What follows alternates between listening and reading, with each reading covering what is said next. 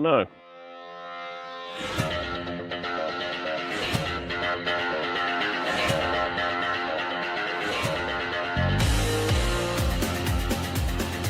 Welcome to the Bleeding Burgundy podcast, a Washington Commanders podcast for fans, by fans.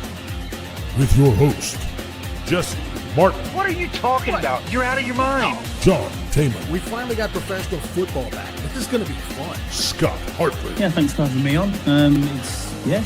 Max Taylor. As long as you got Jaden Daniels, you got a chance to win. Spanning the eras of Washington football.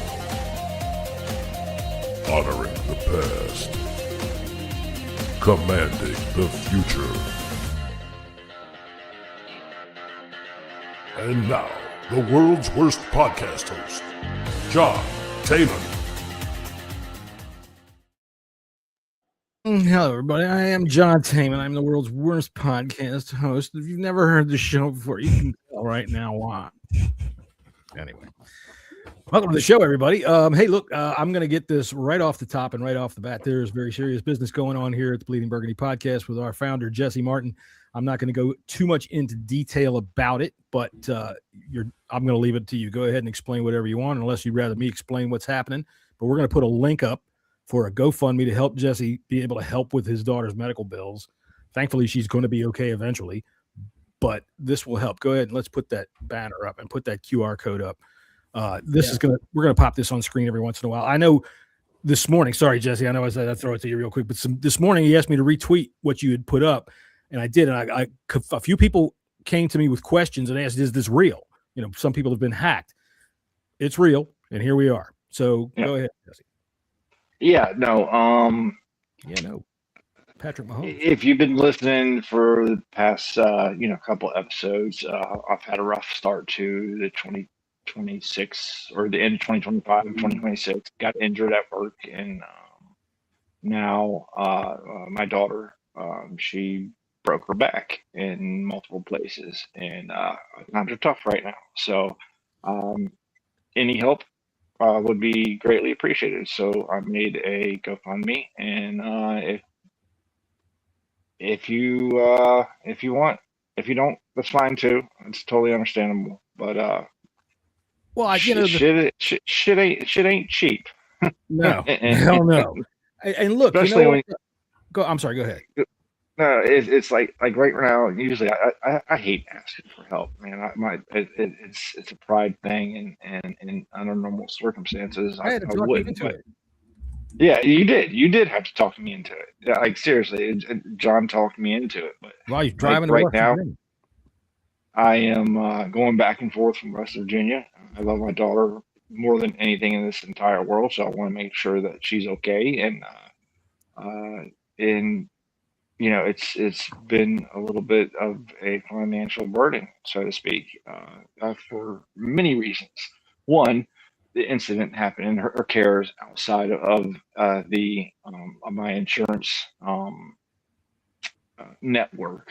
So right. Of course, even though there's going to be some coverage, a lot of coverage is not going to be handled. It's going to be a lot more than if it was in our network. But since she's being cared for outside the network, just don't have a choice in the matter out of pocket. That it's a lot of money out of pocket. So these two guys down here, they don't know what that means. They've got the national health. Yeah. They've got it set up. But here it's different. And look, I'll tell you what, you're 100% sincere. And the thing is, when I went to the GoFundMe immediately, you're not asking for a whole lot, you know. And no, I'm not. It's not like somebody's trying to get over here. And this is a real thing, and this is our friend, and you know he'd do it for you, and he has. So there you go. We're going to keep that QR code up on the side up there if you want to go ahead and help. That's what it's all about. If you come on to the show later and you're curious about what it is, just go ahead and point your phone at it, and you let your conscience do the work from there. Go ahead. No, I wrote the story, kind of what happened, what's going on. So it's fully there. So okay, anything helps, and if not, I'm not gonna hold it against you. I promise. Of course not. And well, and anybody, we appreciate it. And look, if you are listening to the show later rather than watching it live, the Super Bowl happened and the score was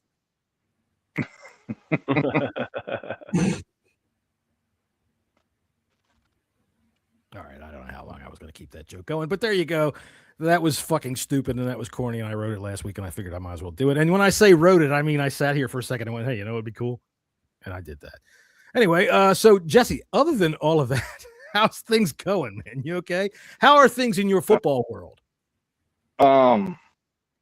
Yeah, I mean, football is one of the last things on my mind right now, but once a week I get to kind of decompress, and That's why we're here. just before I got on, you just made sure my daughter was okay. She had everything that she needed, and I snuck into the room, and now I get an hour of playtime to myself. So there we go. I'll tell you what, I'm old. I only usually need about maybe 3 or 4 minutes of playtime to myself, and I'm ready to go watch television.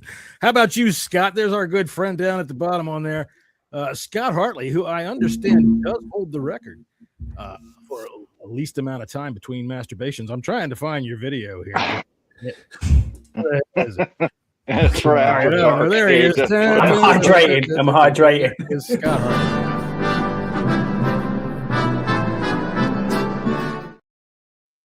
Now, Scott, do you think Tony's sitting over there going, thank God he hasn't come up with one of these things for me, because then he'll be saying this shit about me? Yeah, I think he probably is, yeah. Right. What's coming? I'm thinking you're right. How's things going with you? Dude, we're frozen over here. What's going on over there in the UK? It's very wet today. It's been windy. We had ice, like the back end of your storm that you had through. A bit of icy wind, really, really cold temperatures, but nowhere near as What's cold. really, really cold to y'all? Like minus 25 degrees? Minus 40. So like 25 degrees. We had really wet wind come out of the ass in the US here. Hey, man, we're about to get frozen again. So, yeah, I know. I hear that. Get ready for it. Yeah. We caught a break for like 2 days, So and it got above a freezing for like 2 days, but now it's going fucking back downhill. It was 15. 15 was what I call very cold. There you go, ladies and gentlemen. There is the United Kingdom weather forecast for the western part, or I guess the eastern shore of the Irish Sea.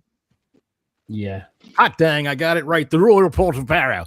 And speaking of, over on the other side of the Irish Sea, we have our good friend, Tony Wheat. How you doing there, dude?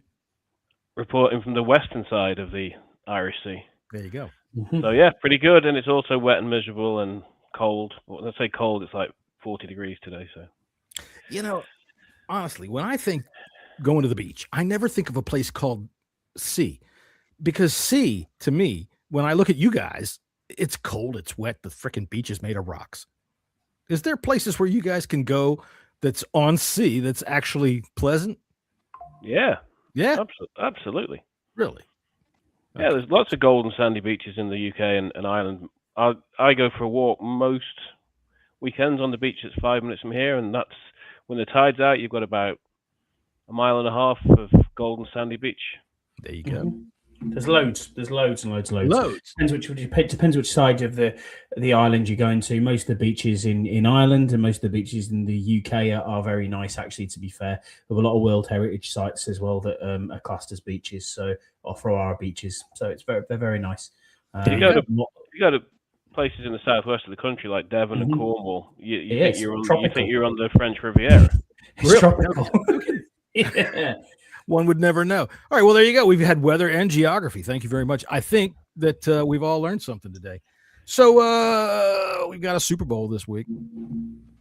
I guess we should start with the Commanders, I suppose, and just any news that has happened and transpired. We're going to get into some free agent talk, probably in a couple of minutes here. The defensive line coaching. Yes. This fella that we hired from Minnesota, or not from Minnesota, this guy that we hired from Los Angeles, looks for all the world. Dude, he looks for all the world like the guy that can help you run through a brick wall. Mm-hmm. If he can create even a half an Aaron Donald here, just a half of an Aaron Donald. I'm listening to him talk, and of course, videos that are made to make him sound great. But God damn it, if he doesn't sound great, am I feeling too much about this? Am I falling into the same old trap every year? Wow, we got the next great guy.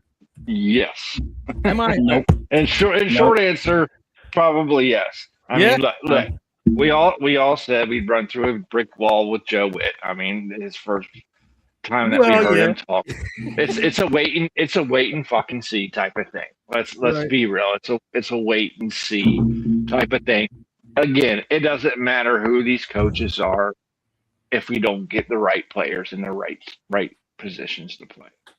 Dude, I agree with you there, but I do think that this coaching hire is a very, very good coaching hire to get him from USC, because he was obviously defensive coordinator over there.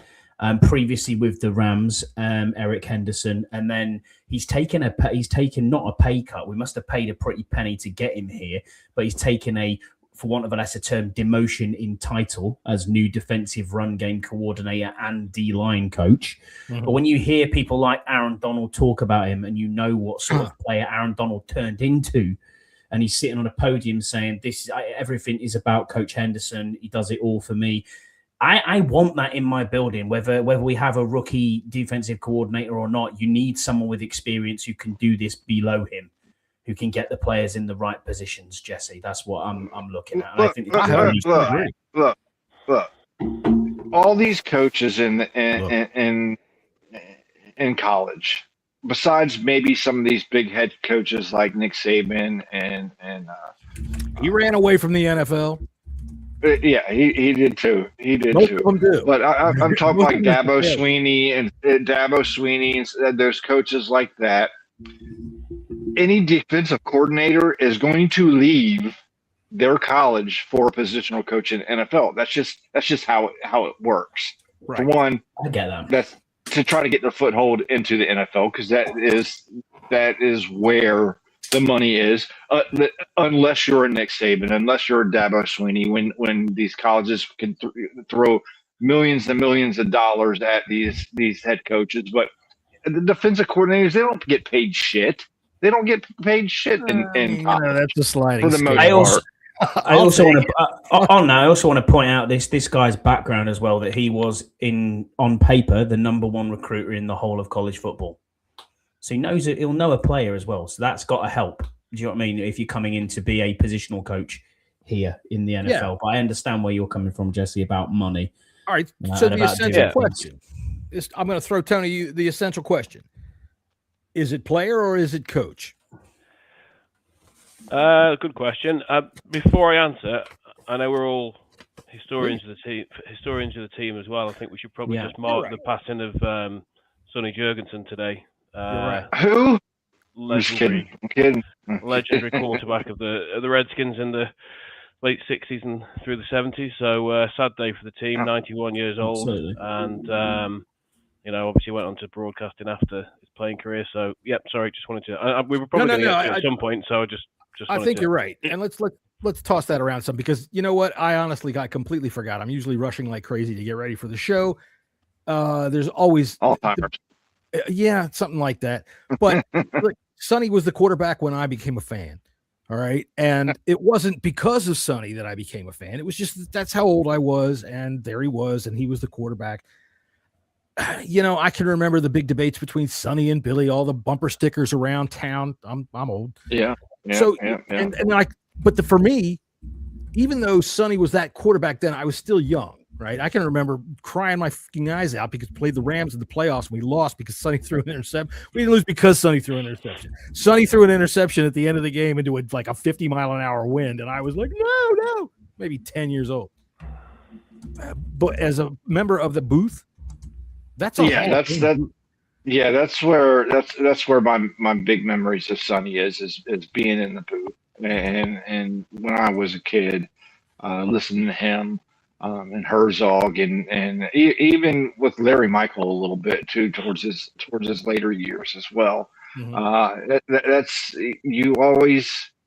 He always had something to say, and that would stick with you. And then the later years, a lot of times it was kind of like, what the fuck did Sonny say? Sonny was nowhere near as bad.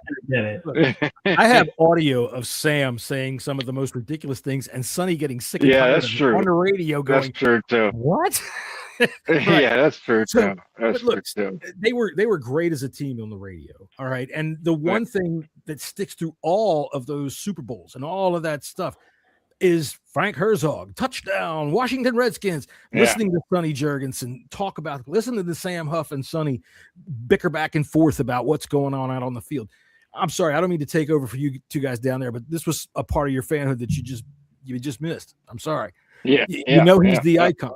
He is truly, in my opinion, as a lifelong resident of the Washington, D.C. area, he's the king of D.C. He's the king of Washington. Sonny probably hasn't paid for a meal in D.C. in 60 years. Well, that's true. Yeah, and I mean, he walked on water in D.C. and I don't say that lightly. You know, wherever he went, he was just a enigma. I mean, he was just he was a. He looked like a quarterback, big old pot belly. Yeah. He looked like quarterbacks used to look. Yeah. When you saw him in person, it was just like you're in awe because that's Sonny Jurgensen. It's a legend. Yeah. He should have a statue in front of the new stadium, and that's 100% a fact. Yeah, absolutely. Oh, sure. Yeah. So R.I.P. Sonny Jurgensen. Rest in peace. I'll try and answer. Sorry. Go ahead, please. I'll try and answer the question now. Yeah. Okay, sorry. Players or coaches? I don't know. It's an impossible question. I mean, players have got to play. Well, yeah, players have got to have an amount of talent to get to the NFL anyway. And I think that the best coaches are the ones who know how to harness and bring out that talent. If you don't have enough talent, even the best coaches in the world are going to struggle to. They may make them better players, but they're never necessarily going to make them elite players. And it's not just about coaching individual players; it's about coaching coaching individuals into units. So it's a very difficult question to answer. I mean, the whole Brady Belichick thing would suggest it's more players than coaches, perhaps. But that's a one-off. That's an isolated. We'll talk about that. We will talk about that. I think better players good players can mask bad coaching to a large extent. Yeah, I understand that. But at the same time, all right. So first off, let's put that back up there, Scott. Yam had something to say, and Yam says, "I grew up listening to Sonny on the radio and on various Redskins media shows, etc. I got to meet him a few times. Really nice and a handshake like the Hulk. I'll tell you what, I never got to meet him." So I'm a little, I kind of regret that. I never got to meet him, but you're right. There was, Jesse, did you ever see Redskins sidelines back in the 70s? When you were probably a real little kid when that was on, like with Warner Wolf or with Glenn Brenner. Holy crap. They had, oh man, I put a post up on Twitter yesterday about, it was just a picture of the Redskins from the 70s with their uniforms. And we were talking about Dyron Talbert on there, and Sonny used to be on there. And man, he would come on after victories with this big old cigar and just sit there. Dude, they were half the time. Shit, John Riggins came on there sloshed in a fucking white tuxedo after they won a playoff game. He came in there drunk as shit on live TV. So they were icons of Washington, and I think that's about that. Sorry, you said coaching and players. Scott, you got anything to add to that? No, I agree. I think it's a bit of both, really. As Jesse said, good, better players can mask bad coaching, but I think you still need the coaches in there to put things into perspective and to put people in the right positions to win games. So for me, I think this is a really good hire for someone who is a rookie, as a DC. To have this guy underneath you is a good thing. Especially we have got rid of some of the dross as well this offseason who have gone on to other franchises. So yeah, I mean, I think it's a good thing. I really do. So when you look at our team this past year and how bad it was defensively, and not necessarily completely due to injury, but because of players that regressed, Quan Martin, is it the player? Is it the coach? This is, there's at some point you got to go, okay, why can't you get even competence out of this guy? And I don't know where I'm going with that. I'm just trying to figure out whether this is a good hire. I think it is. It's all interlinked because, Quan Martin, as an example, came into the season with high expectations. Everybody had, and the longer the season went, the worse he got. Probably lost his confidence, but his loss of confidence may have come from perhaps not being sure where he was meant to be, or his assignments, or spirals. These things can spiral, and I think a good coach probably doesn't allow things to spiral. A good coach keeps things on a level, so you have a high floor, you have you have a high baseline point, and you could see the Commanders' defense spiraling out of control as the season went on, which tends to suggest that the players had just lost all confidence and that probably came from to a certain degree, losing faith in what they were being told. The coaches kept saying, Quinn came out later in the season, didn't he? After demoting Whit by kind of saying, we're going to simplify the calls, we're going to make them make fewer decisions, make them play faster. Why weren't they doing that anyway? Well, my question: it's the NFL, it's not junior varsity. Yeah, not only that, but the things they were screwing up in the secondary were just basic pass-offs. How much more simple do you need to make it? Do you need to have somebody out there with a sign and plastered onto the back of the tight end when he goes across and says, "This is the guy you should cover. You cover him"? I don't buy it. Speaking of guys that got demoted, Daryl Tapp got demoted from defensive line coach down to an assistant defensive line coach, and he accepted it, which is something that up in Cleveland doesn't happen. Jim Schwartz did not accept that demotion, but Daryl Tapp did. So what do you think of that, Jesse? You think that's a help? Good. I think it will help the transition. The players know Daryl Tapp. I think the players respect Daryl Tapp. And Daryl Tapp wanted to be here. So, I think that speaks volumes to me, to be honest with you. Getting demoted and still wanting to be here, I think is a good thing. Okay. All right. It is a good thing. Even Skins Nation, evening camp. What's up, fellas? What's up, Evening, gentlemen? boys. What's up, What's going on? We don't even have any whore bots in here tonight, do we? We don't have any porn bots. No, not today. It's weird, that, isn't it? But there you go. You know what I think? The algorithm sorted itself out. I don't know, John. I tell you what it is because I didn't put the Bang Cartoon link in here this time. So obviously that's where they're coming from.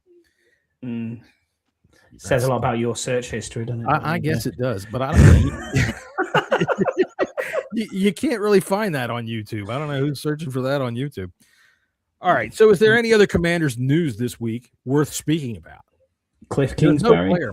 What's that? Yeah, Cliff Kingsbury is now the offensive coordinator Yes, he did. He's the offensive coordinator of the LA Rams. Have they confirmed the title? Really? They confirmed the title yet? They haven't confirmed a title yet, but that is it. Even though we know who calls the offense there, McVay does, but he's going to be the offensive coordinator. At least that's a clip that I heard from one. I think it's Pelletera or something. Who's the OC there now? He's going. Is he not taking? It was Matt LaFleur got Mike LaFleur got the head coaching job. Cardinals. He got the Cardinals job, didn't he? That's right. Yeah. Poor fecker. So pardon me for being stupid, but when did this Cliff news happen? About an hour ago. Today. A couple of hours ago. Yeah. I don't feel bad about that. All right. So the only other thing I can think of that's come out news-wise would be that Bobby Wagner won the Walter Payton Man of the Year last night at the NFL Awards. That's nice. So doesn't congratulations really do anything, but congratulations. It's enough. For a fan, it's like, what are you going to do? I'm going to go yell at some Giants fan. Hi, motherfucker. We got some goddamn Man of the Year shit going on. Sounds like he's coming back. He wants to come back. I didn't think so. I think they're going to let him. I think he's coming back. Somebody said on Twitter, "Oh, at least we won something this year." I was like, "Really?" No, it's an individual award. It's probably he's the recipient of some of the charity that Bobby Wagner. Maybe you never know who people are, right? So yeah, I don't know if this is newsworthy, but I don't know whether many people saw Jaden Daniels on Pro Football Talk Live, and he was. He doesn't give much away in interviews anyway. He's not the most charismatic of interview, but he did make it quite clear at one point that he had very much made his views clear about what he wants in the offense and what he likes, and that the message was fairly clear to anyone that was listening, was that he's relayed this to Blau already, and no doubt Blau's perfectly fine with that. And if they've got any sense about them, Blau will dip into the best bits of Cliff, the best bits of the stuff he learned from Ben Johnson, the best bits of the stuff he learned from O'Connell. Was it O'Connell or Stefanski? Anyway, tailor it directly to Jaden. He will tailor it towards Jaden's skill set, which is great. If that's what they do, brilliant. Not gone are the days of trying to fit a square peg into a round hole. You've got to make the most of your assets. 100%. You know what he told the coaching staff? Go get me a fucking Jahmyr Gibbs or a Bijan Robinson. And let's go fucking. He didn't say that. Let's go fucking put up 40 points a game. That's what he said. That's exactly what he said. He called him and told me last night. Oh, I love Jeremiah Love. Please draft Jeremiah Love at 7. I'm just going to put this up from Cam. He's got a very good point here. Were we as fans conned about how good our position coaches and coordinators were? The alleged succession plan obviously didn't exist. I don't know if conned is the right word, but you do have a good point. I think everybody always wants it to work, including the people that make the hires. I don't think anybody was sitting over there going, hey, I tell you what, we're going to put one past the fan base here. We're going to tell them. The succession plan kind of. If it turns out it's bad, it's bad. I mean, the succession plan did kind of work if you're putting Blau into it. Absolutely. Yeah, I mean, it works. Now the defensive plan didn't work. Now whether is that was with scheme or players or a mix of both, but I would put it more on scheme than anything, and injuries. Let's be fair. The succession plan has worked. We succeeded those boys right on out the door. Yeah. Yeah. Right. It was the perfect storm last year. Scott, what do you think? Is conned a good word for something like that? Or, I mean, when it comes to misled, maybe I would say. I wouldn't say conned, but yeah, misled? It's funny because you look at the succession planning and this layer of coaches, and you think to yourself, right, we've got Lynn, we've got Johnson there, you've got lots of talent on that side of the ball. And then you go, you picked David Blau. Was that a panic? We'll get back to that. I don't know, because other teams were obviously after Blau, being the offensive mind that he is. And then defensively wise, Joe Witt just didn't work at all, which, fair enough. It didn't work out for Dan Quinn. I think initially they probably wanted Al Harris rather than Joe Witt, but settled on Joe Witt and said, well, we'll go with Joe because we know we can get him from Dallas rather than taking Al Harris at the time. And now obviously we've got someone who isn't really linked at all to this coaching staff. So new head, new DC, new OC. We'll see how it goes. Their presser is also booked for Tuesday at 10 a.m. I don't know about the Al Harris. I mean, nobody wants Al Harris. So they have opportunity. I think initially they were trying to look for Al Harris and it was blocked, if I remember rightly. I mean, it wouldn't be blocked if it was a step up. Yeah, it couldn't block him for DC. Not now. I mean, initially when DQ took over. Yeah, that's what I'm saying. The first season. I think it was blocked. Yeah, it could be, but he wasn't a. He could have been a defensive coordinator if they really wanted to know, but he wasn't because he's not a defensive coordinator anywhere. He's a defensive backs coach. He's always been one. No, I know, I get that. But I think that's probably who they were looking at to look for succession and stuff like that we've got in this plan. But now, I think we're all right. I think we're all right with this new hire. I don't think fans were conned in any way. I mean, I think the succession plan, whatever that form that takes. Clearly has happened on the offensive side of the ball. I mean, they could have gone. If they wanted to take the safe hire, the safe option, they could have made Johnson Brian Johnson the offensive. That's what I thought. Yeah, they could have made Anthony Lynn the offensive coordinator. So instead of that, they've actually made the bold decision. And Jesse doesn't like it, and I understand why he doesn't. And time will tell whether it was the right decision or not. But you can't accuse them of not backing their own. If you know what I mean. So the defensively, okay. I mean, I think the cupboard was so kind of bare defensively that they had to look outside the organization. Who are you going to promote? Who are you going to promote? I mean, I've seen people ludicrously, now Kerrigan's gone, saying, "Oh well, they should have found a job for Kerrigan inside the organization." It's like, this isn't an old boys club. This isn't jobs for the mates. This is kind of talk about nepotism. I mean, nepotism obviously is rife in the NFL, but at the same time, with if Kerrigan has not proven over the couple of years he's in the job that he's got potential as a coach, and you would think that he mustn't have shown that because he's had the opportunity in the same way Blau did. I don't think he didn't show that. I think he probably. I mean, we're bringing in a new defense here. We're going to a 3-4 and an aggressive 3-4 type of defense. I was going to ask you that. Are we? Is that a definite that we're going to go 3-4? Oh yeah, absolutely. Yeah. Well, he said. Sorry, Jessica. No, this is. I mean, this is a schemed up. What he's always been a part of was a 3-4 defense. I mean, that's.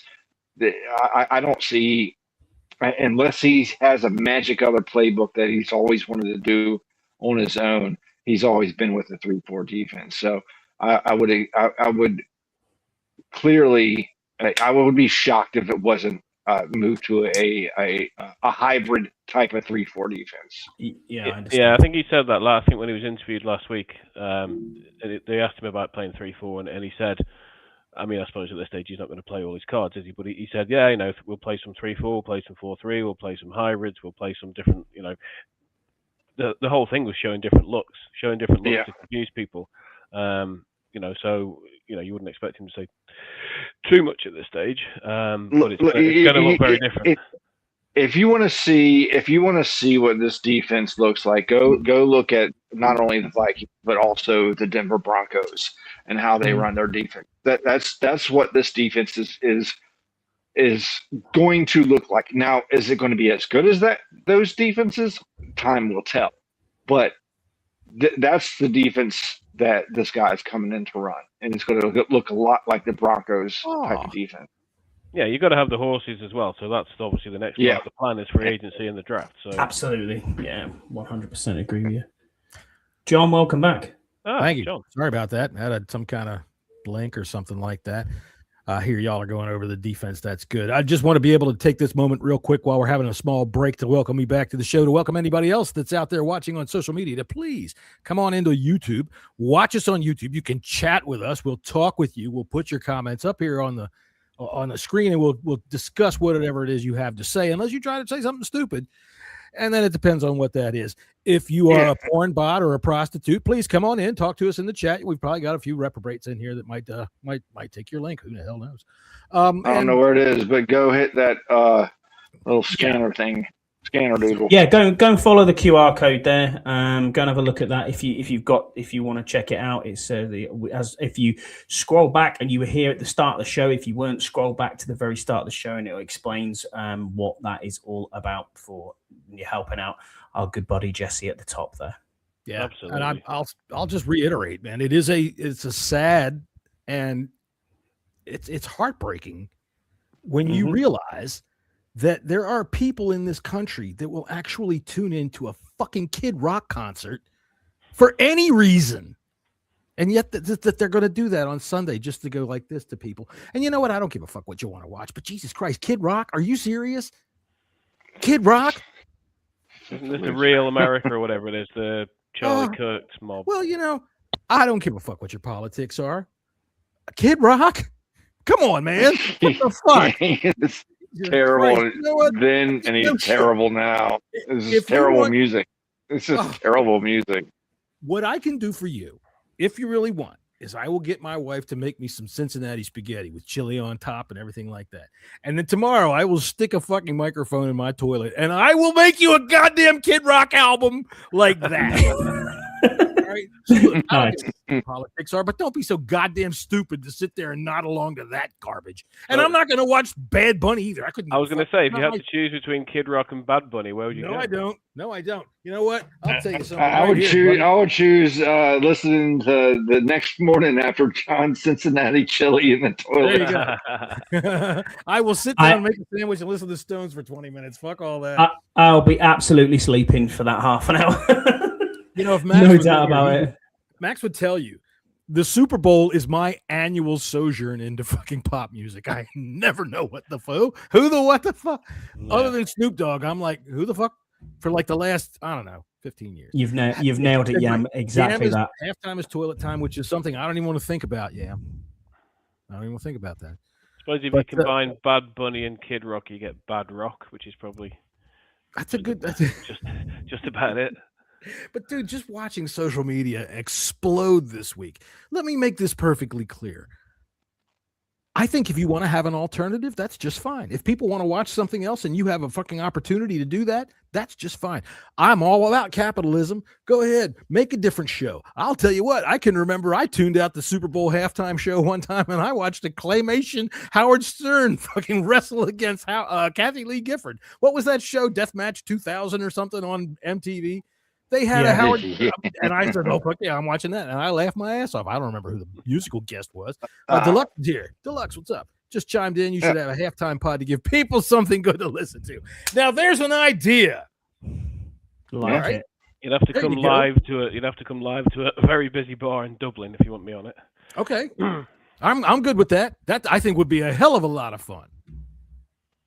Great. All right, I'm down with that. You guys down with that? Halftime with the Bleeding Burgundy podcast, the BBP.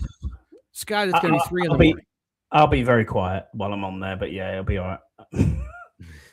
I'll be sitting there. I'll be sitting there with my 2 fantasy championship rings on my 2 fingers, just to rub it into the guys around the table that don't have championship. I'll tell you what, you want to have some fun with them there, Tony? Send them one of these Scott greeting cards. Send them one of these Scott Valentines. Oh, jeez. Yeah, send them one of these. Yeah, that one. Send them that one. That's my favorite. How many drinks did you have then, Scott? None. I was actually sat on my couch. And John said, "Send me these poses," and I was like, Scott is such a good sport. I just texted him out of the blue and I said, "Hey man, send me some pictures making yourself look seductive." And there they were. My wife took them pictures. He didn't send me any dick pics, so thank God he didn't get the wrong idea. To be honest, John, you wouldn't see them anyway. You'd be like, "What the hell's that?" Is that 1.5 or 2.8? Or I'm talking about the resolution here. Yeah, exactly. Right, hang on a minute. Looks like a pig in blanket. What's that? All right, so we're going to talk a little bit about some free agents. We're going to talk some skill position and only some of the top names right now. We're not really going to get deep into the weeds on this right now. Come on, John. Well, okay, of course. Jesus Christ. Scott's written a dissertation on this. PhD. Here's my goddamn thing. There it is.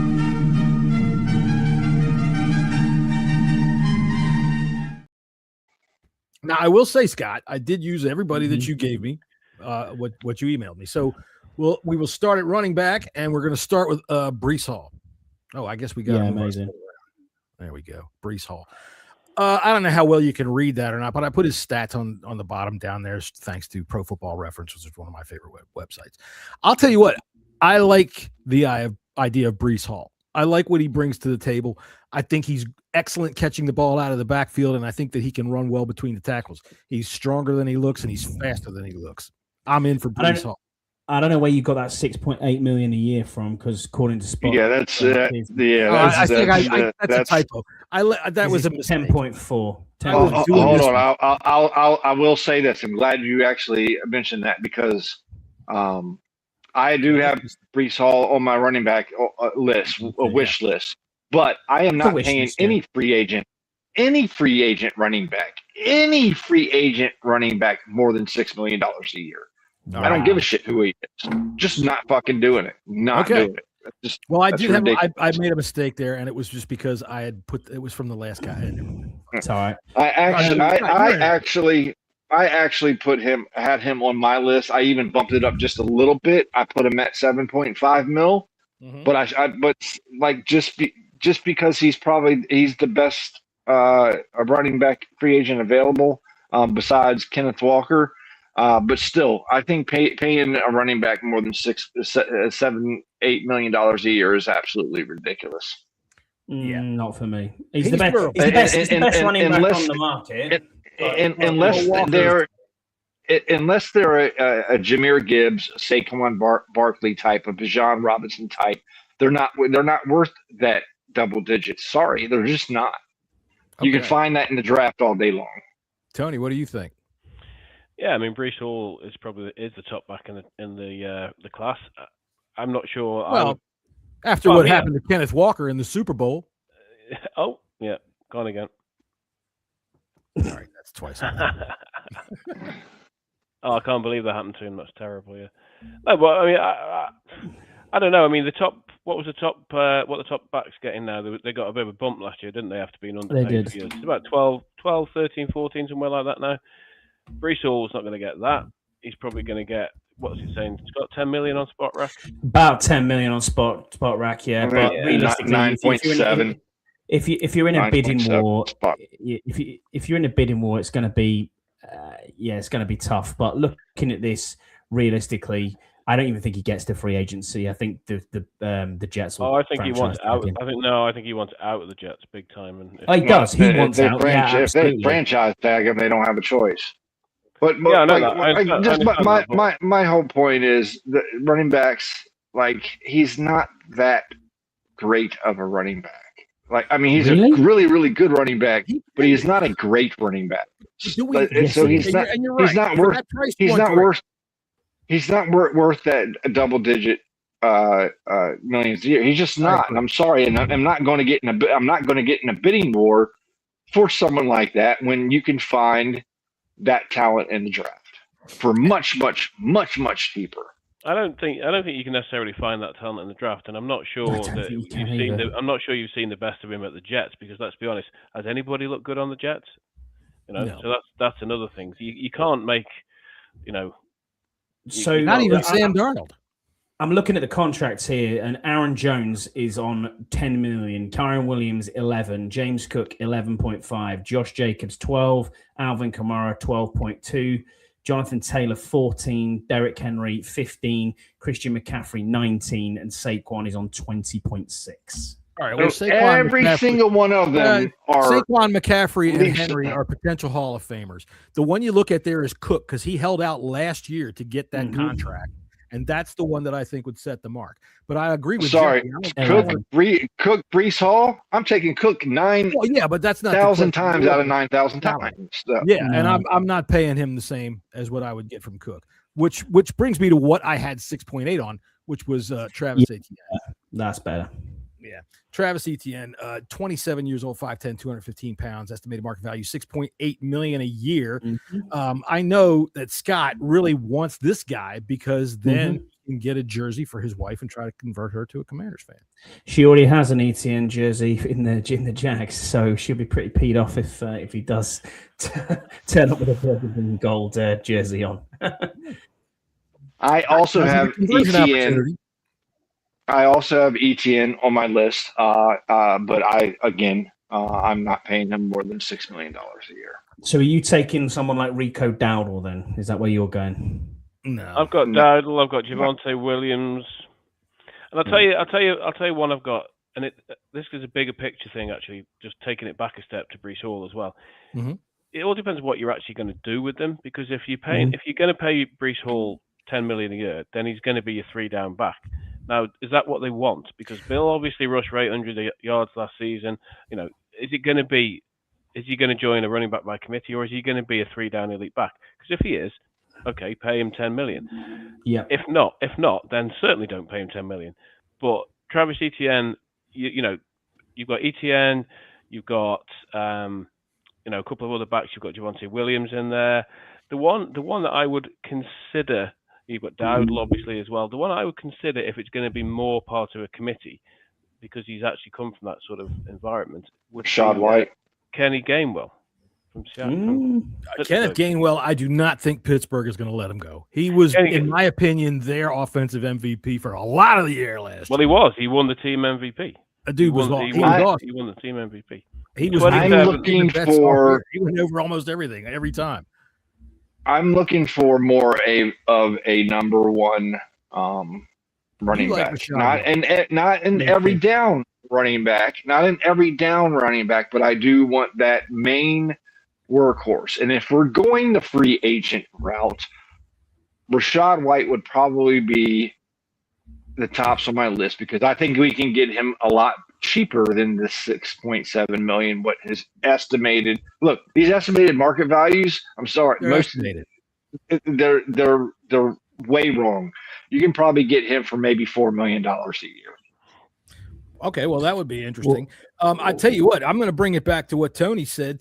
Bill has obviously got to be part of the plan. You would think. Mhm. Yes, he would be your kind of change of pace back. But if you're going like I'm saying, it's like I just don't want to spend that type of money unless you're going to have an every down back. Mhm. You know, I'm not paying no more than $6 to $7 million for a running back. Like a ETN, like a Brees Hall, like a Kenneth Walker. I'm sorry, I'm just not doing it. We'll have to take a look and see what you could possibly find in like the 4th or 5th round. And I'm not even thinking about that out loud. Or even the first round. No. All right, we're not even going to talk about that yet. I don't get you sometimes, Jesse. I really don't, right? We have potentially to spend upwards of $100 million, and you're not willing to spend over $6 million on a running back? We also have how many free agents? See, this is where I just don't get you guys.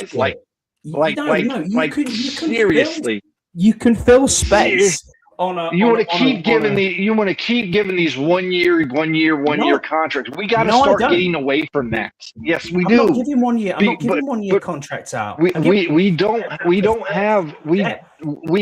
can't give top dollar free agents to every fucking position. We don't have the money because we do not have the roster space to be able to do that.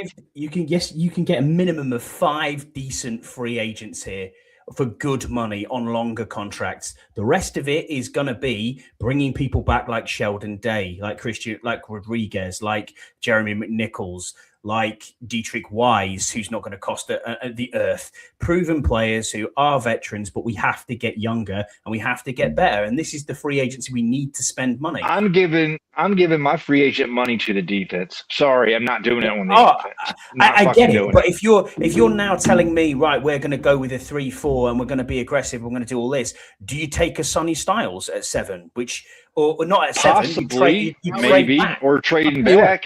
Well, depends upon what their draft board is. It depends on what their draft board is. It's all about their draft board. But when we talk about actually defensive free agents, which I think in free agency, we're going to be primarily on defense. That is where the money is going to be spent. That's another episode. We're on offense today. I think that linebacker is probably one of the nicest positions in free agency, but we'll get to that on another episode, ladies and gentlemen. This has been a nice debate there. But okay, so Scott, you're in for ETN. Tony, what would a Javonte Williams cost if the Cowboys were to let him go? He had a hell of a season. He did. I've not looked at the values, to be honest, so I couldn't tell you. But he rushed for 1,200 yards somewhere along there. He was a surprise. Was it that much? Wow. Yards.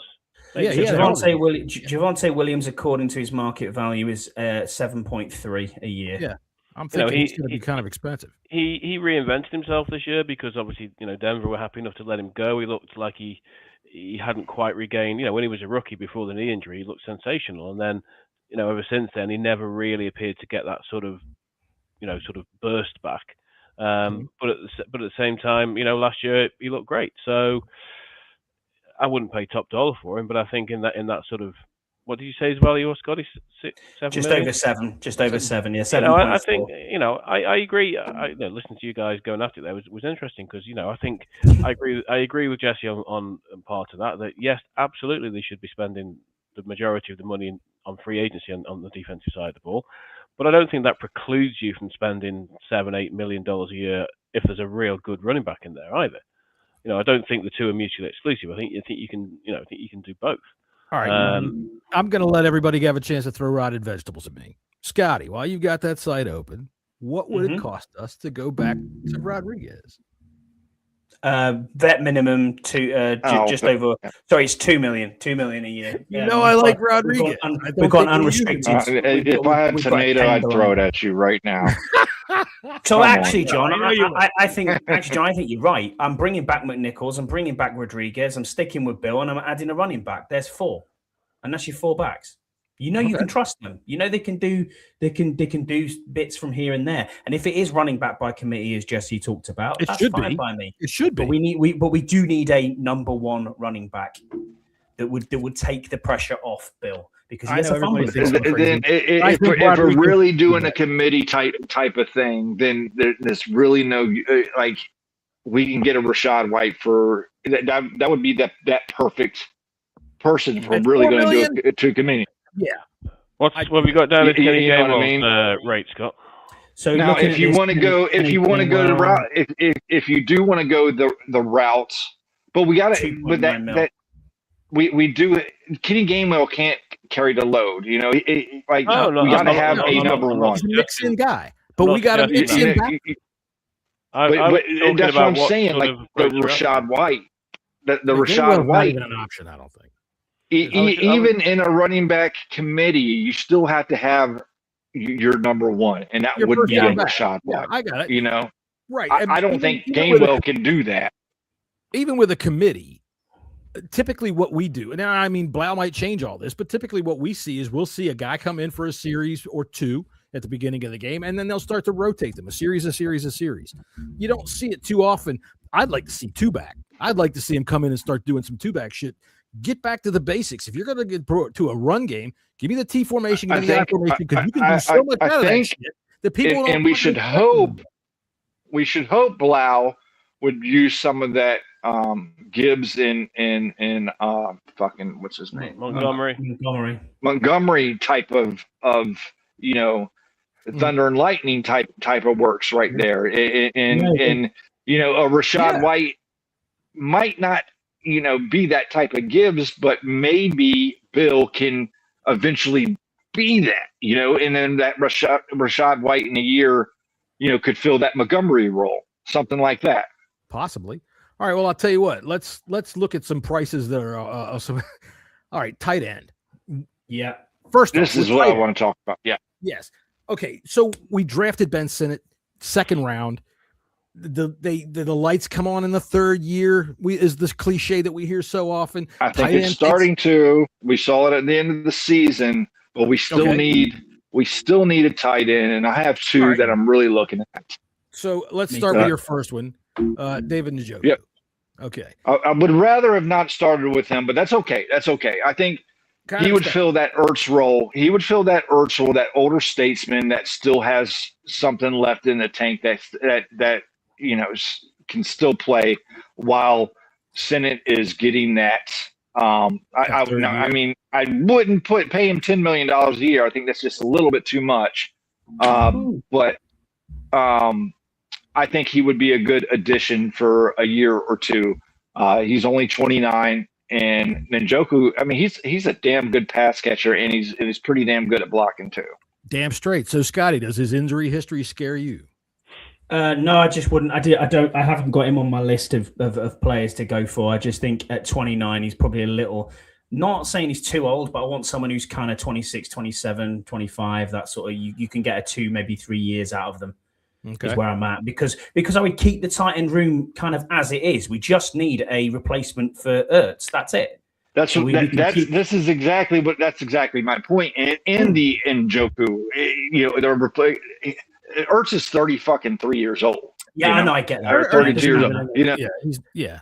So still, you got Sinnott still developing.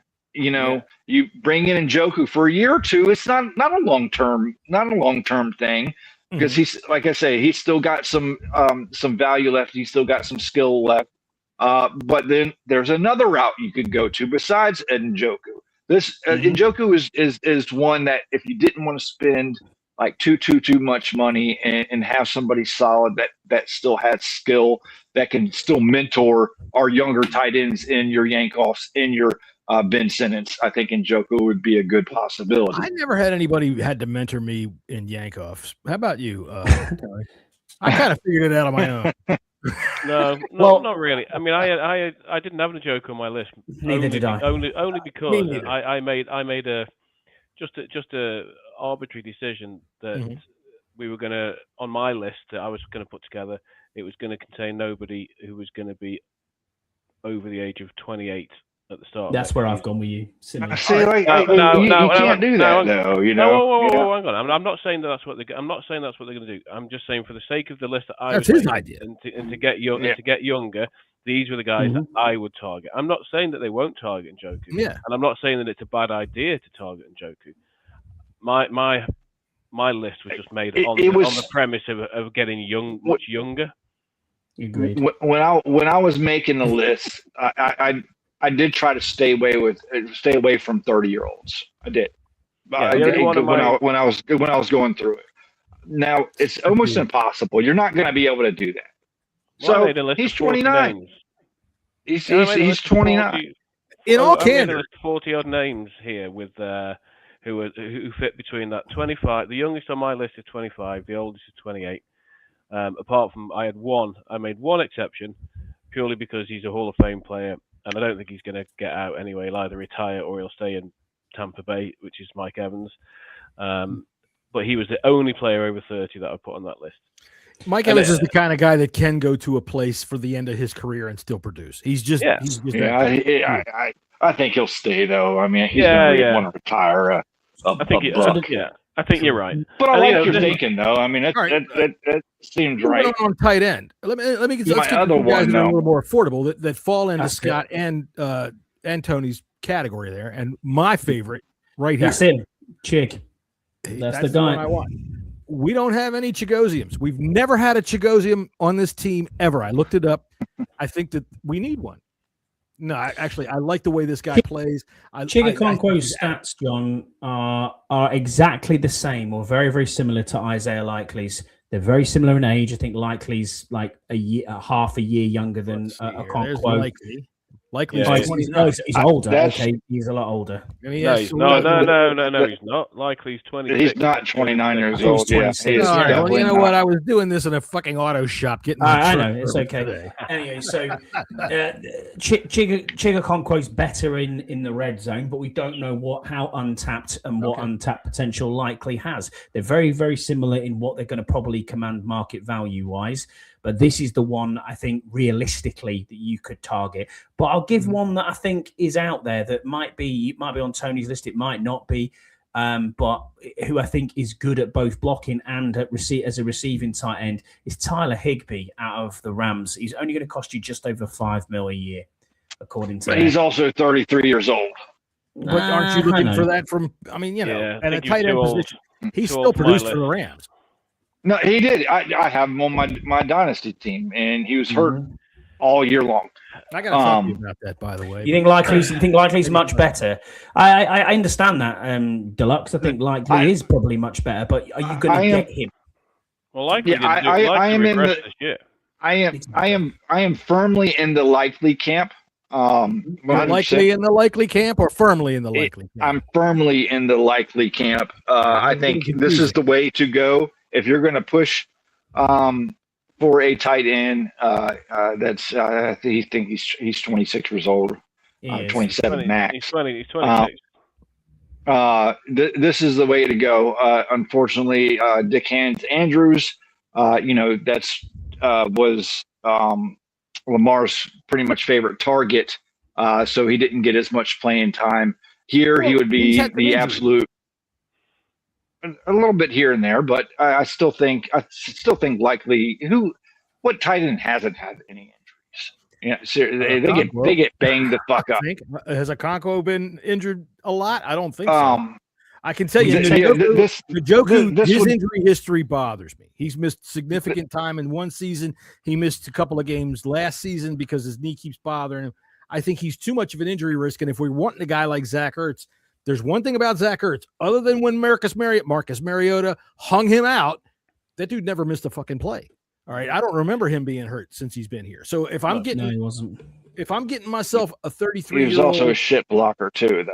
Well, but that's not why he's here. Why he was here was to be able to take a young quarterback and give him a reliable target, and that's what you want with a guy like this. In this search, I'm looking for something more athletic. I think that we're looking at Sinnott. Sorry, it's my turn to talk. Sinnott might just be a very good blocker. All right. He might be an okay pass receiver, but it only might be an okay pass receiver. And in the modern NFL, you do want that guy that can fucking get downfield like a wide receiver almost, that's got some size. An Isaiah Likely, a Chigaquanquo. Okonkwo.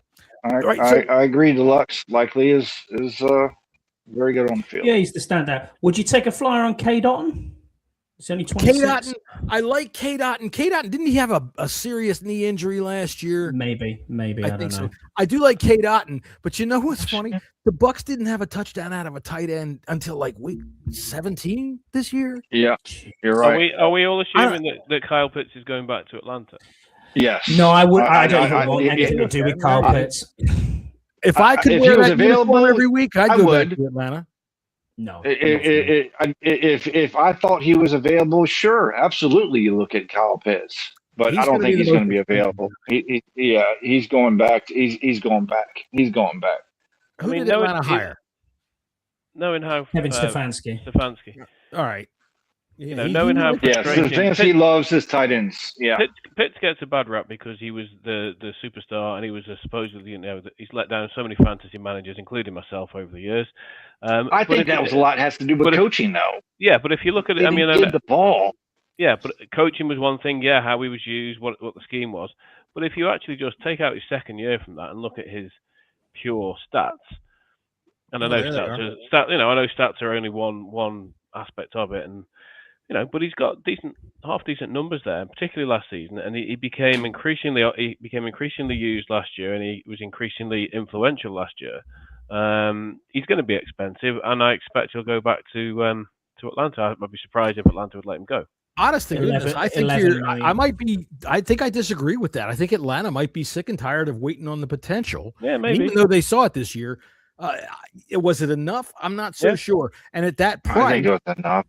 He was a fucking killer this year. It depends what Stefanski wants to do, doesn't it?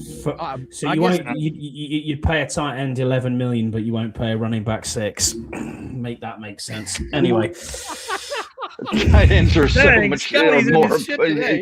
Dude, are you kidding me? Hell yeah, I'd fucking do that. Not for Kyle Pitts. Not for 1 year of production. No. Fuck yes. No. Well, okay, so fuck yes. More than one. He's had more than 1 year of production. Well, he got 1,000 yards as a rookie. But if you look at the bottom stat there, 17 game average over his course of his career, 98 targets, 62 receptions for 780 yards. We were paying. When did the Falcons not underperform? When do the Falcons ever go, God damn, that talent is really going to perform like it should? And do what you expect them to do. Like I said, all year long, whenever we talked about gambling on football, we were paying Ertz $10 million a year, man. Come on. When it comes to Kyle Pitts, I can't say at all that we have seen what we can get out of Kyle Pitts, because the Falcons, who the fuck knows what they can do? They have all this talent that doesn't do fuck all. And, I'm saying fuck a lot. I think we paid him 6.25 last year. It's a lot of money for a 33-year-old. So I get your point. Jesse. It's only another 4 mil. Pitts had a great rookie season. The cap went way up, and a very good last season. It's true. And 3 average seasons or average to poor seasons in between. So I still think if you can get Likely or Chigaquanquo, that's really good for me. Yeah. That's where I am, is with Chigaquanquo, and I think that is a priority for the team. I think that's a good happy medium. Yeah, you need somebody. You need another pass catcher. I don't think Yankoff is ready to take that. No, he can't stretch the field anyway, like Okonkwo can. Yeah, and I think Sennett is ready to take that leap, but I still think you need somebody else. You need whether you want to go to a Okonkwo or a Likely. To have that other type of pass catcher, or I'm not going to be opposed to a 1 or 2 year veteran, someone to take the place of Zach Ertz. Not necessarily, take all the snaps and targets as Ertz did over the past couple of years, but kind of spread the wealth between that particular tight end and Sennett, because I think we need Sennett more involved. All right, while we're on tight end, let me ask this. Okay, Sennett, second round pick. What if it turns out that he's just going to be a good blocker? Like I said this a minute ago, but does that turn Bates into potential trade bait? He's been called the best blocking tight end in the league, All right. So is there something possible there? Does that make Bates something that we lay out there? There's been things this week about Max Crosby. We're going to go all over the place here. Go ahead. Don't want Bates off the team. Bates stays. No. I don't give a fuck. All right. Bates stays. If Sinnott's blocking ability, in my opinion, at a second round, in my pick, opinion. So if you I think Bates for Max Crosby, what do you think? Oof.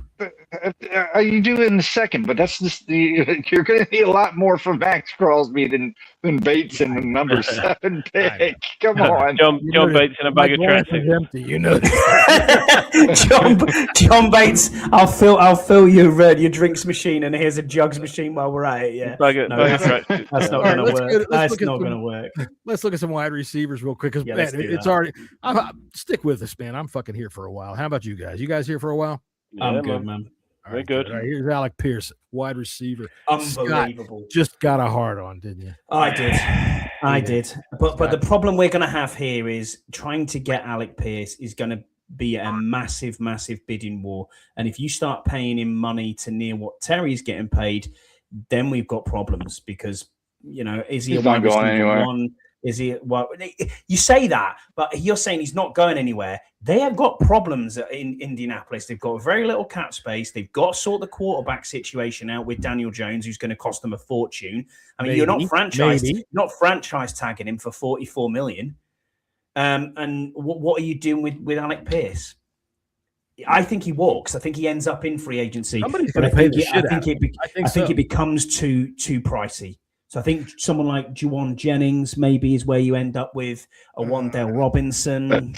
That's my guy, John, and that value is way too much. It's around 17 million. That's what I got off Spot Track this morning. Listen, I'll tell you what. When you look at Juwan Jennings, in my opinion, we got that in Treylon Burks. We got the potential in Treylon Burks. And I know a lot of people are throwing him out the window and forgetting all about him. But look, man, I'm not throwing Burks out the window. He had some injuries that can be overcome. All right. Injuries can be overcome, and mostly are nowadays. We saw what he could do last year. I'm telling you, he averaged a 0.25 catches a game. Let's I know a little bit. He didn't play too many games. It took a while for him to get in. Just think of it. Just hold on. Think of this real quick. Think of this wide receiver room. Just real quick. Just Terry McLaurin, motherfucker today, ain't he? Terry McLaurin. We got Terry McLaurin. Your elite number 1 wide receiver. Terry stop it, you. All right, you got Deebo Samuel, all right, coming out of the slot, that gadget guy that you can just do anything. I want him signed back at around 13 million. You got Juwan Jennings on the other side. You got Luke McCaffrey, and you got Romeo Doubs. Think about that wide receiver room right there. And Jalen Lane into that as well. And then Jalen Lane right there. And then what do you do when they sign? Think about that. Are you throwing Burks out the door? No, he's our 6th wide receiver. Well, it all gets thrown out the window when they sign Brandon Ayuk anyway. So.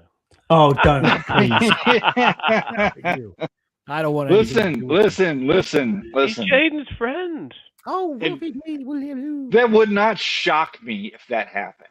It's got to be on a let them go run off to the mall. All right, it's got to be on a prove it deal though. If you're going to do that, on a do you really want to be here? Agreed, 100%. It needs to be minimum salary. Not saying vet min. It's got to be probably around about 8 to 10 mil. 8 to 10, I'd agree. And then you laden it with incentives to say if you hit targets, if you do this, if you do that.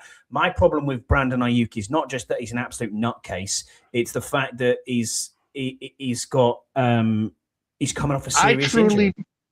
I truly believe. I truly 1,000% believe, and I think he's over a year over his injury.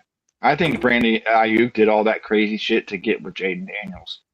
To get on this team. If a guy's gonna do that, I don't want anything to do with him. He'd be a professional. Let's move on to this guy, because honest to God, when it comes to Juwan Jennings, I think we can get that from Treylon Burks. And so let's look at this dude, Wan'Dale Robinson. The thing Good, especially for that price. He's very good. He's small though. That's the thing. We got that Jalen Lane.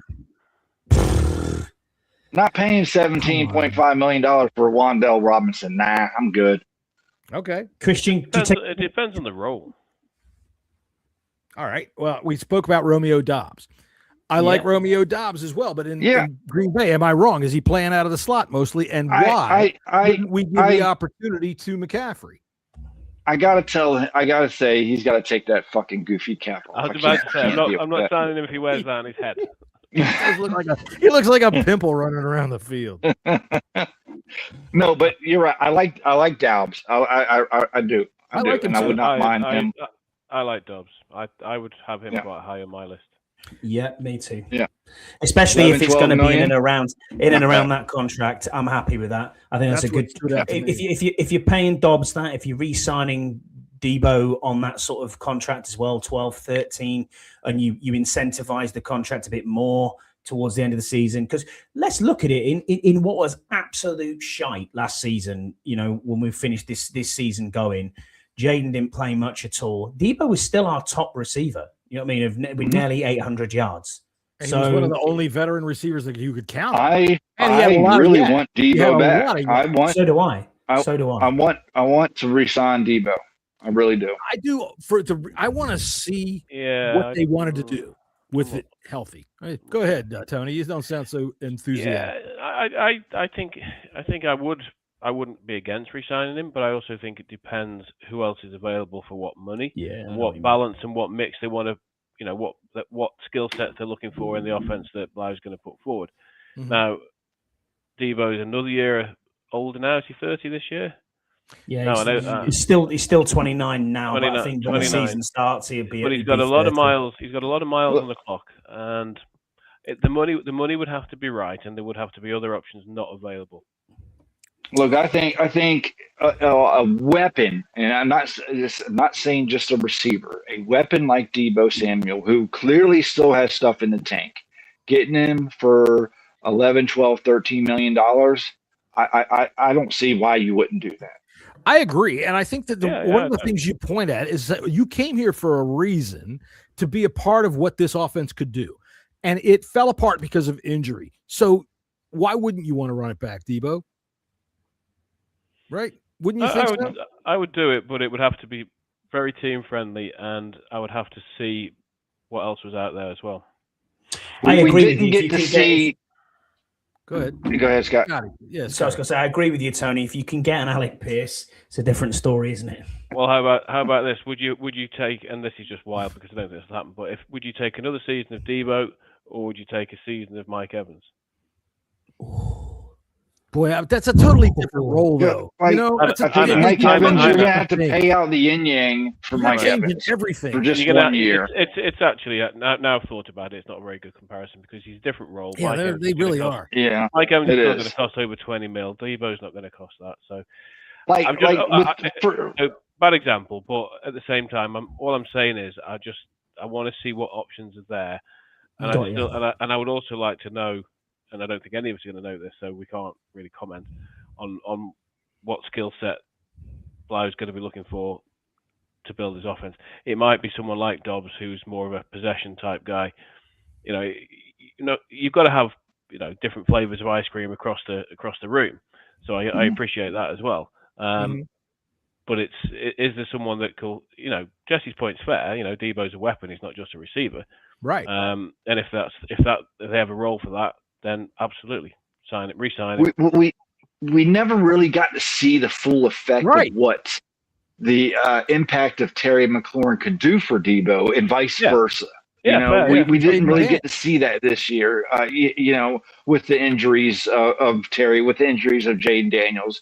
I mean, yes, like hats off to Mariota. He did the best he could with what he had on the field. Same goes with Cliff Kingsbury, in my opinion.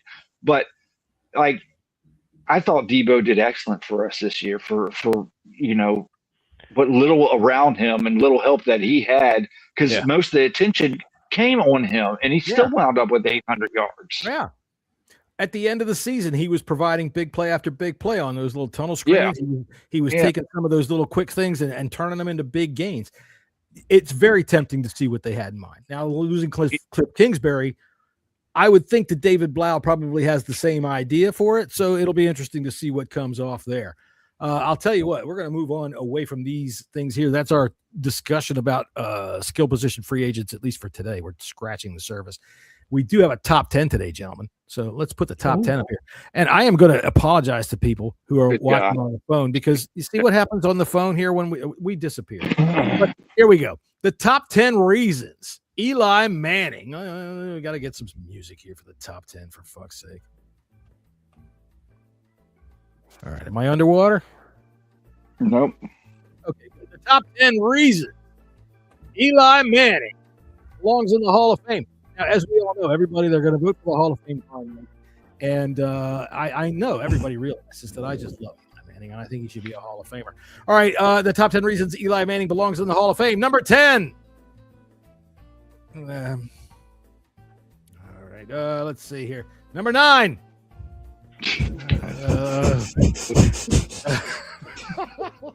All right. Could see where you were going as soon as you pressed 10. Okay. Top 10 reasons Eli Manning belongs in the Hall of Fame. Number 10. He paid for a ticket. Okay. He's allowed in. Number 9. Hilarious juggling act entertains kids while parents look around the museum. That's always nice. Just put the kids in the kids' room, and Eli Manning can entertain them. He makes faces and all kinds of stuff. Number 8 reason why Eli Manning belongs in the Hall of Fame. He's joined the janitorial staff. Has to be there after hours, Could be. The number 7. Look at Jesse. He's like, I think he should be in the Hall of Fame. Okay. All right. Number 7 reason Eli Manning belongs in the Hall of Fame. He was the 99th caller at a radio giveaway and won a free trip to Canton. Number 6 reason Eli Manning belongs in the Hall of Fame. He was driving up to visit the Rock and Roll Hall of Fame, and really had to piss. Maybe. I don't know if you know it or not, but they're right along the same road. So let's see here. The number 5 reason Eli Manning belongs in the Hall of Fame, so he can look at his brother's bust. I was going to say his brother's in the Hall of Fame. That's the only one I can think of. That's it. Number 4 reason Eli Manning belongs in the Hall of Fame, to film a Goofy King's Hawaiian Sliders commercial.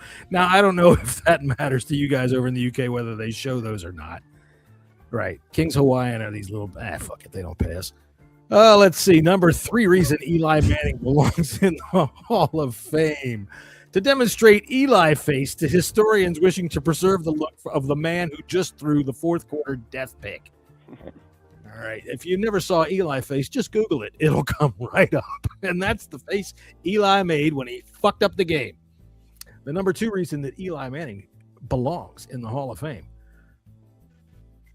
Just for lols. That's it. That's it. That's numbers 1 to 10.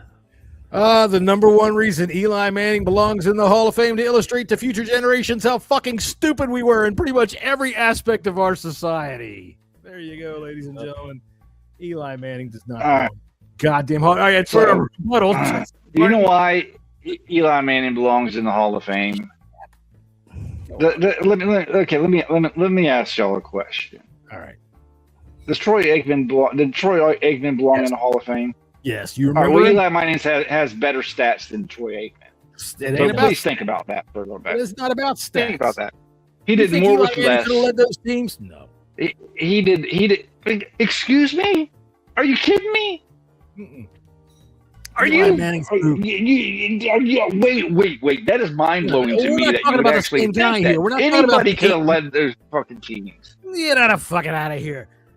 Aikman had fucking goddamn all-stars all over fucking him. Quarterbacks I've ever seen. Aikman could put that sucker right on a fucking dime. There's no joke about that. And I mean, it matters when you do that kind of thing. Eli's getting in the Hall of Fame whether you like it or not. Make Eli Manning a fucking argument without using another man's name. Well, of course he's getting in the Hall of Fame because it's the way the world is these days, and that's right. He's Eli Manning, so he's going to get in the Hall of Fame, whether he deserves to or not. Right. He's a big name. He's a big personality. Well, the Hall of Fame is now is an absolute joke for what they did to after Bill Belichick. last week, that's something we didn't get to last week. Not the snub of Bill Belichick. Look, if you want to snub fucking Mr. Goddamn Kraft, I don't give a fuck. I think he's plenty on the Epstein list. But Bill Belichick, look, Josh Yeah. Allen. well, and Joe Gibbs actually ended up in there. Once. You want it, Scott? Me? No, I'm not. That's right. No. Hey, you know what? Oh, man, let me look him up real quick. I got the database right here. Hang on a second. I'll just go ring my friend Peter What's your middle Mandelson. name? Kraft got busted in a whorehouse in a strip mall. All right. Oh, he was just having fun. Who cares? That's what I said. Hey, look, I'm going to send the chauffeur in to pick up some goddamn beats at the Piggly Wiggly, and I'm gonna get a hand job. All right. Yeah. Rich fucking billionaires across the world, I don't give a fuck who you are. I think you're implicit in all of this kind of shit, and I'm not going to get into any of that. But to snub Bill Belichick? Yeah, that's wild. That is, it's kind of disgusting, to be honest with you. How they should be. It's a sham. It's a fucking sham. Well, the whole thing's a sham. The voting process is ridiculous, and that you could get to this point. If those 50 guys were asked straight up, yes or no, would they vote for Belichick? They would say yes. But because they have this ridiculous 3 from 5 system, 11 or 12 of them were like, oh well, Bill's going to get picked anyway, so it won't matter if I don't pick him. And then when 11 of them did that, it fucked it up. So the whole the voting system was the biggest issue. People look at and they say, oh well, Spygate and Deflategate. For one, we're way past using Gate for fucking scandals. Stop it. And if you ain't cheating, you ain't trying. Fucking, I don't give a shit about all that. It isn't helping anybody. Well, that's exactly what it was. It a little better, but it doesn't fly as well. So it's a trade-off. It was fucking stupid. It was just looking for shit. The Spygate, they might have had something, but I guarantee you, he ain't the only one doing it. For fuck's sake. No, everyone was cheating. He got no. Hell no. Look, I guarantee you go look in the fucking snout of that Ravens mascot. That dude's got a camera in there. Deluxe says Eli Manning, modern day. He was the MVP of the Super Bowl. That was Mark Rippon. He was a career 500 quarterback. Defense. I agree. Defense won Eli those games. He had 2 good games in the Super Bowl. But look, Jesse, you remember? Did you ever think, oh fuck, Eli Manning? No. In fact, at any time, you just knew he was going to give it to you. If memory serves me right, the Giants won those 2 Super Bowls against the Patriots, scoring 17 and 21 points. Yes. So I will say this: don't give me the Manning stuff because the defense won both those games. He still won the MVP. Well, he won the MVP in the game. Yeah, but what's that mean? He had a good game. No, he didn't have a bad game. He threw a touchdown pass to whoever it was in the first game, and he did. I'll give him his credit. Threw one of the greatest passes I've ever seen to Mario Manningham down the sideline. David Tyree, the Manningham pass was amazing. The Tyree pass, get in just on that. The Tyree pass, the way he had to get away, and I'm not making a case for Eli Manning. Don't get me wrong, but MVP of the Super Bowl just means you had 2 really good games. And you're right; those defenses, when you look at it, especially in like 2011, he's had in those 2 years, 7 and 11, he had really good runs through the playoffs. Y'all are just biased Giants haters. Yeah, fucking I am, but that ain't got nothing to do with this. But Deluxe is right. He's exactly like Jim Plunkett. He gave up the defense in those playoffs, and especially in 2011, gave up 2 points, 20 points, 14 and 14. All right, so yeah, if you're telling the story of the NFL throughout the period, and you can't tell his story without mentioning Tom Brady, you ain't got a story, and you can't tell his story without mentioning Tom Brady. That's why he's got. That's why he's in. Like I said, number 10. What? All right, so let's see. What do we have left? We have the Hall Super of Bowl. Fame. We have. So who do you want to put in the? We'll talk about who gets in. Yeah, because we're getting kind of late here. The Super Bowl's coming up here. Aren't they already? They've already picked them, didn't they? They already picked him yesterday. I thought I thought it was still up in the air. I thought it was tomorrow night, Saturday night. No. It was Luke Kuechly, Larry Fitzgerald, Drew Brees. Drew Brees, some old Arizona Cardinals dude who I've half heard of, but I couldn't tell you who it was, and Adam Vinatieri. I can't disagree with any of them. Did you say Larry Fitzgerald? Yeah. I think I disagree with Vinatieri. I don't understand why he's in it. He's kicked the most points kicker ever I've ever seen. He's kicked the most points ever in NFL history. Well, Jesse. I mean, if you're gonna let him in down the fucking road. There's more people deserving than fucking. Look, Adam I Vinatieri. don't disagree with you, Joe Jacoby. You know what I mean? There's so many people out there.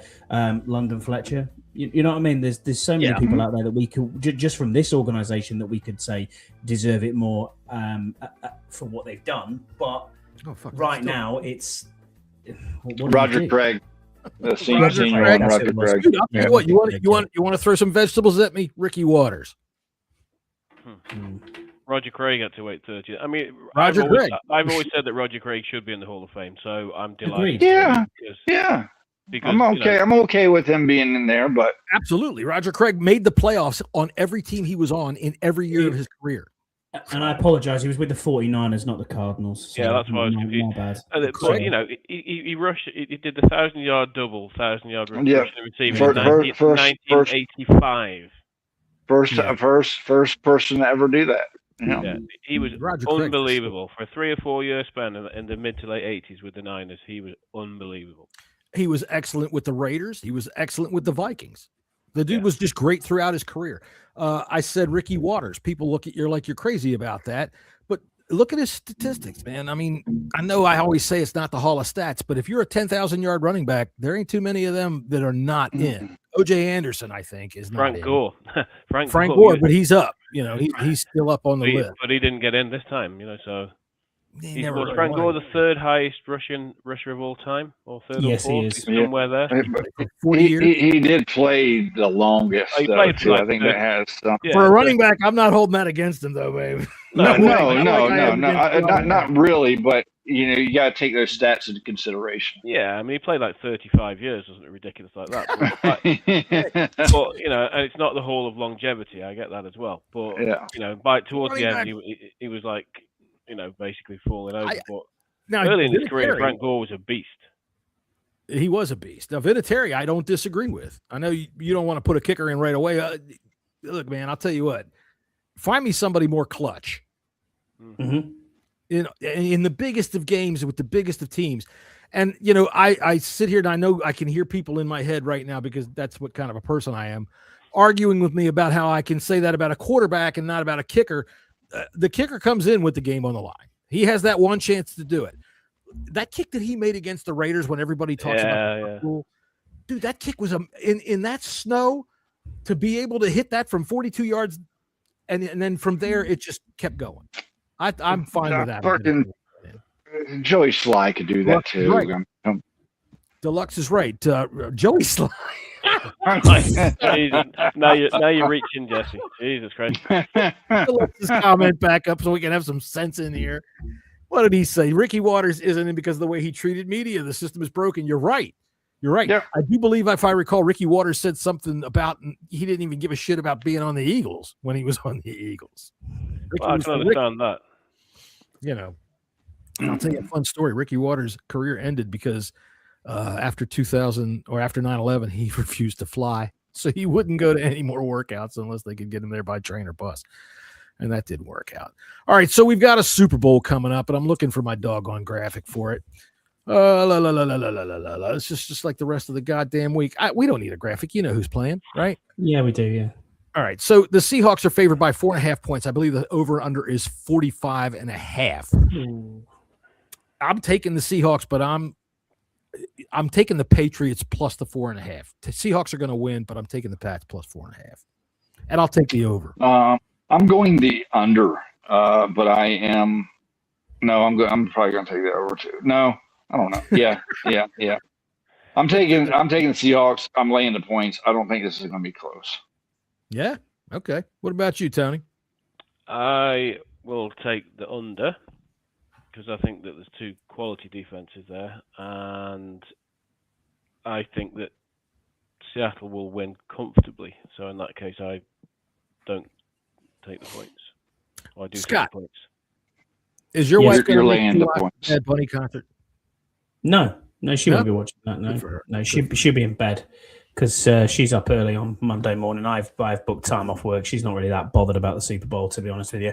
So will you put on a dress and dance around with Bad Bunny? Do you understand any of that?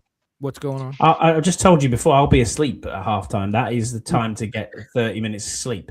The only two like, real halftime shows that I've enjoyed have been Prince and Springsteen was awesome.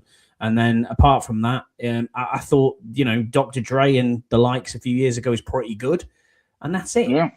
Everyone else, I couldn't give two shits about. Really it's my annual sojourn into freaking. It's when I stick my toe into pop music is the Super Bowl halftime show. Michael Jackson was pretty good back in the day. There you go. Yeah. Okay. Right back then. Yeah, fair play. Yeah, I'll give you that. But for me, I'm laying the Seahawks points. It's 4.5. Seahawks should win this comfortably. I think the Seahawks win by 7, maybe 6 or 7. But I would take the under. Actually, I don't think it's going to be a massively high scoring game. And Drake I'm picking the earthquake problems. So there was an earthquake earlier in the week. San Francisco is scheduled to fall into the sea sometimes in the next maybe year. Yeah, so I'm picking the earthquake. We're gonna get one, and we're gonna have the whole stadium falls in. Jesus, it's not the first time, right? Then Godzilla comes out. The World Series was 89 World Series. That's right. The 89 World Series. The earthquake happened right in the middle of the game or at the beginning of the game. Before the start. I mean, hey, why not? Fuck it. I would just love to say to all you people that have refused to watch the Super Bowl or refused to watch the NFL for whatever goddamn reason, please just go away. Nobody gives a fuck anymore. I actually had somebody tell me on my social media this week that the halftime show was a Satanist agenda for you. You ready? Booga, booga, booga, booga, booga, booga, booga, booga, booga. Sorry, I was possessed by demons there for a second. You fucking clown. Jesus Christ. Crazy people out there. Fucking Jesus Christ. Good job you're saying, John. People, be responsible for yourselves. If you don't like it, don't watch it. Shut the fuck up. And with that, I'm going to say good night to everybody. Has anybody got anything left about the football game or anything like that coming up this week? No, blockhead Sam Darnold wins. I'll be drunk, so it doesn't really matter either way. There you go. I got about like $13 in my FanDuel account, so I'll probably put it all on the Seahawks. I would only say this in recommendation for anything about betting. For one, I picked the Seahawks, so go heavy on the Patriots.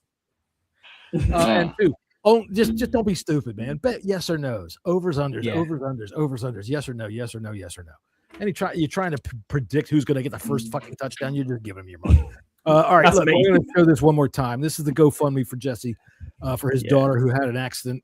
She's in bad shape, but she's going to be okay eventually. It's just going to take a while, and a couple of bucks would help. Look, he'd do it for you. And there's a QR code right up there on the top left-hand side of the screen.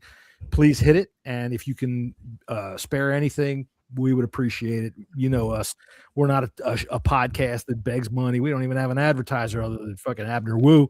And, we appreciate the Abner Wu Industries. So if you can help out, Jesse would appreciate it. It's just been one of those things, one thing after another, and this is a serious accident for his daughter. Yeah. Go ahead. Shit rolls downhill, man. It really does. So that's right. Anything the bottom of it is Jason Witt. All right. Who? I don't know who the fuck I'm saying anymore. Get this thing off. Let's see here. Did I say Jason Witt? Yeah, I said who? Yeah, it's time to go. It's time to go. All right, everybody. We will see you, I guess, next Friday. We'll come back and we'll talk to you about after the Super Bowl, and then we might take a break for a little while and see what happens before free agency. I know Scott has a list down to the floor that he's like itching to friggin' show everybody. I just need to take a break. This shit's work for me sometimes. So, all right, if you can, hit the GoFundMe for Jesse, and if not, we love you anyway. We'll see you next time on the Bleedy Birdie podcast. And you know what? When I say we love you, we really fucking don't. It's just something to say.